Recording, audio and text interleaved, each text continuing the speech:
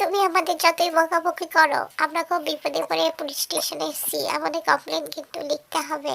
আমাদের দাদামণি হারিয়ে গেছে, দাদামণি কাল থেকে বাড়ি ফিরে না, আমরা খুব চিন্তায় আছি, তুমি আমাদের কমপ্লেন লিখো। তোমাদের দাদা বলিকে আমি খুঁজতে বের হচ্ছি, ঠিক পাওয়া যাবে। তোমরা চিন্তা করো না, তোমরা এখন বাড়ি যেতে পারো। বাড়িতে গিয়ে কিন্তু একদম তার বাবা মাকে বলে দিও যে একদম চিন্তা করো না, দাদা বলি ঠিক বাড়ি ফিরে আসবে। আর আমি সমস্ত জায়গা খুঁজে বার করবোই করবো।